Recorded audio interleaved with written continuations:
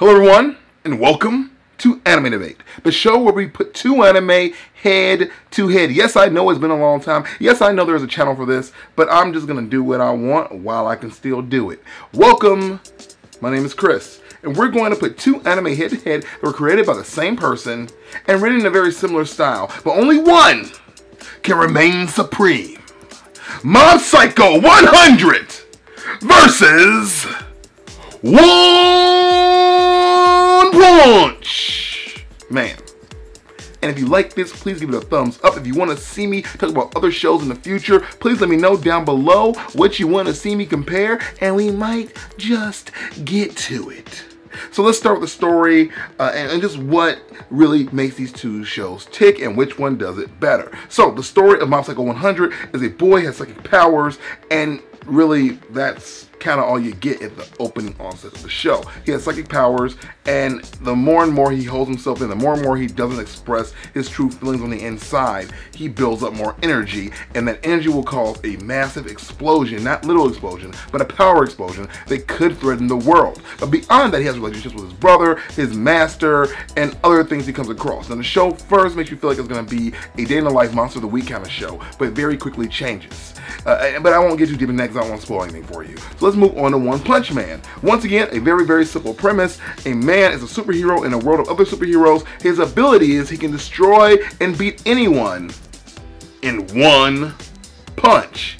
Now that makes his life feel very drab and very unfulfilling because he wishes he could just have a real battle, a real fight where it wasn't over in a second. And he yearns for that. He chases it. He tries to save the world day after day, night after night, but across his path come other heroes, villains, and obstacles. And that's really all you get in the story mode. Now, just gonna say right away, between the two, I do think that One Punch Man has a stronger premise because at least you see more of his despair, more of his issues, more of his, more of his nonchalantness about his abilities. But in the same vein, as you get to know the series and get to know the main character, you do find that Mob, who is our main character, has a similar kind of feeling about his powers. He's like, you know, these are great and everything, but it's not what really makes me a great person. In fact, these just make me even more bothersome and even more weird because I can't be normal like everybody else. But if I'm going to compare the two stories head to head, I'm going to give it to One Punch Man, simply for the fact that I am just pulled in immediately when I hear a superhero who's here just to be a badass. I love that, so I'm down 110%. No disrespect to my friends out there that love the people who have psychic abilities, but I just really feel like it's less interesting because this is also a bit of a parody series, which kind of makes fun of a lot of things that happen in anime and typical shonen tropes. So let's move on to the next category, which is characters. So both shows have an expansive set of characters, side characters, and do different things with them. And I'm not going to name every single character on every single roster, but I will just tell you that I think that the main characters especially are handled very, very differently despite having very, very similar attitudes about their own abilities and the world. Now, I will say that for me, because I relate to any character that is self-conscious and character that doesn't really feel like they're the best, I'm going to say that Mob really did connect to me in a very, very deep way because he did absolutely 110% have these powers, but they only were a burden to him. I feel like my power is really just being able to eat a lot and not get really fat. And while that ability is really awesome for me, it makes me feel like kind of a freak. It makes me feel like I will never really fit in with the rest of the world, you know. But yet I still wanted and did chase the things that were more worldly, like wanting to get women to talk to me, or wanting to feel confident in myself, or wanting to be able to just walk up into any place and go, yeah, world, look at me, here I am, you know. I wanted to be good at sports, and that is a thing that Mob definitely obsesses over and doesn't even see the benefit of how his abilities make him stronger. But on the other end, he has a brother who does actually feel the very opposite. He thinks that even though he's good with girls and sports and everything else,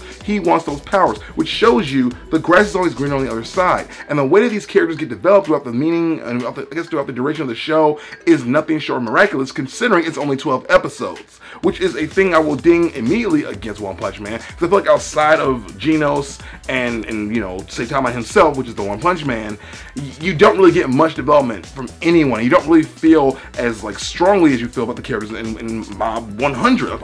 It's so hard for me to keep compare these things because I know they're very different shows, but the fact is that the characters get better handling and they grow very quickly and change, and you understand them and you feel for them and you even get where they're coming from when they're being jerks. Like, that is a hard thing to do in a very, very short time period. And I will say without a doubt that Mob Psycho 100 nails it in this regard and takes it for the characters. Yo, yeah. Let's move into animation. Now they both do this thing where they'll go into like their you know, like weird artsy panels. They'll go into like the manga panels on occasion without warning, or like a scene that's particularly dense or particularly like just really deep. They'll go for the most simple lines possible. I think sometimes Mob Psycho 100 does it better with more comedic effect, but the overall animation and style and design of the characters, I do have to give it to One Punch Man, because One Punch Man is more consistent and the lines are smooth and crisp and they look beautiful. And when they do that thing where they switch over, you're like, oh, dude, this is such a contrast. It's hilarious. It's awesome. When Mob Psycho does it, they do handle the comedic effect better, but it's just never consistent. It's always changing, always moving, and at times when you really look at the characters, they look awful, in my opinion. I just can't get behind that type of animation. I get it, it's a style, but I'm just not as into it, and I don't like the way it looks as much as I do One Punch Man. And this is my show, so that's how I feel. If you don't like that, for a second, everybody, can I just say, don't give me a thumbs down. Let me know with a comment. If you don't agree with me, please argue about it. That's what this show is all about. Conversation. All right, let's move into the next category. We have music. Now, for me, this is hard because One Punch Man does a lot of like hard rock in there, and I love myself some hard rock, you know. But then again, Mob Psycho 100 has your typical anime music, which doesn't really stray too far from conventions. I will say that for the action scenes, the hard rock metal music that plays in the background, especially the One Punch Man theme, is literally addictive. But I do find myself humming and singing the Mob Psycho 100 theme as it opens and as it closes, both times with great love and adoration. But ultimately, I'm going to go with One Punch Man, because One Punch Man freaking just gets you pumped when you hear it. When the battle starts, when something big and intense is happening, you feel it around the room. You feel it in your toes. Your literal dirty, nasty toes, which I will be doing a rant on very soon, but you feel it in your toes. You feel it.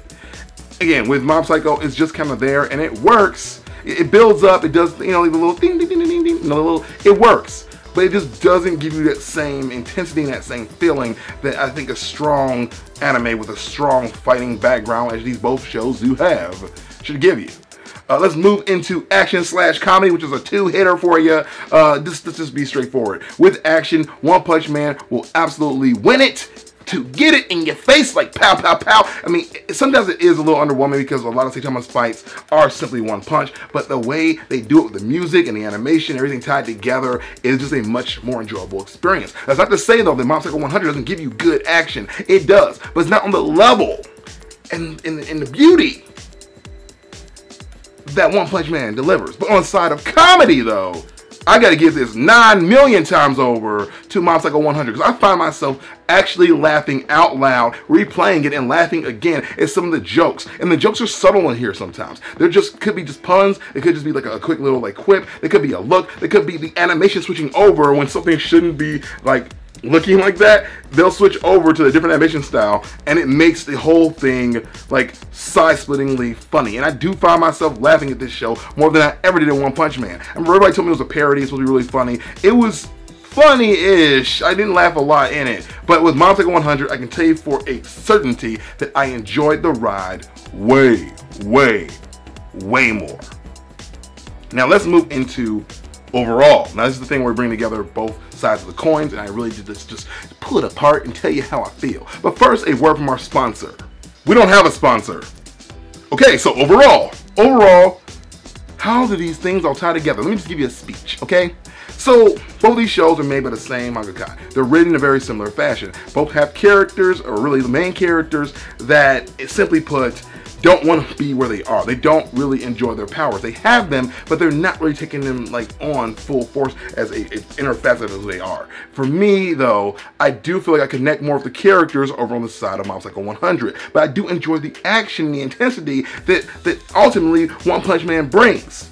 But I will say, even though the story, the idea of One Punch Man does work for me very well, The actual execution of the story over on the side of Mob Psycho 100 is the thing that wins it over for me. The story is fluid, it is complete, it is great. There are little threads here and there they end you on the last episode with, but you don't feel unfulfilled. With One Punch Man, I felt very, very unfulfilled. I also feel like the story just never really like went anywhere. There's so many threads dangling in One Punch Man that my freaking head hurts. I get so annoyed with the end of the episode. I'm like, this can't be it. This can't be it. And the thing is, originally, they weren't even planning on doing the season 2. They pretty much have to now. They are. But at first, they weren't even going to do that. I'm like, okay, so what's the deal with Sonic? Why was he even there? What was the point of this? What's the point of that? They did all this stuff here and there for no reason at all. And I was like, okay, I get it. You're taking it from the manga. Don't include that stuff if you don't know if you're going to get a second season. It just didn't make any sense to me. But beyond that, though, the story of Mob Psycho 100 just simply is better. It starts off kind of a slice of life with a little bit of psychic stuff in here and there. You think it's going to be a monster of the week, and it's not, and it carries over. The brother gets involved. The other characters get involved. The organization gets involved, much like One Punch Man, and it just becomes a better story as it goes. The more and more you watch, the more you crave more. I know that's a double entendre if I never had one before, or if, wait, nope, I just said stuff that isn't even true. Let me just get to the point. The point is, Mob Psycho 100 overall is the better anime. It is a better experience. If you like action, it's there, it's good, it builds up. The little like motif of Mob like getting angry, and you see the counter go up, just builds in your heart, and all of a sudden you're gonna erupt with emotion, like, wah! Yes! Do it! Then his master being able to do stuff that you didn't expect. Great. I don't know. I fell in love with those characters a lot more than I did with the people on One Punch Man. They're all cool. Pure Prisoner is still one of my favorite characters on One Punch Man. Moomin Rider. There's lots of them all over the place. But they never really connected to me in the same emotional ways, like I said earlier, that the characters on Mob Psycho 100 did. And that, for me, makes it a better show. And that is why Mob Psycho 100 wins this week's anime debate.